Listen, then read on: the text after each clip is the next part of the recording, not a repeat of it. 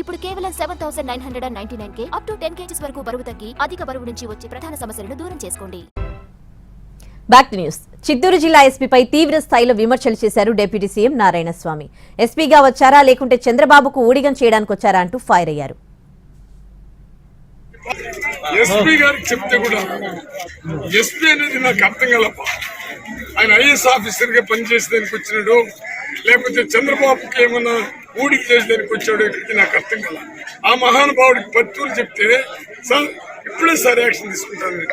ఆ డిఎస్కి ఫోన్ చేస్తే sir election అయిపోయింది సార్, కౌంటింగ్ అయిపోతే మీ పాపే గెలుస్తుందా సార్, పెద్ద మెజార్టీ గెలుస్తుందా సార్, అప్పుడు తొక్కేస్తానని అతను అంటాడు.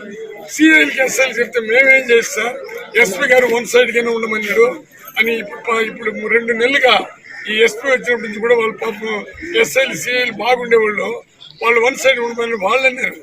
అంటే మనకి ఇంక దిక్కు మనమేయా, మన జాతికి దిక్కు మనమే. నేను చెప్తున్నాను, ఈ జాతిని ఎవడు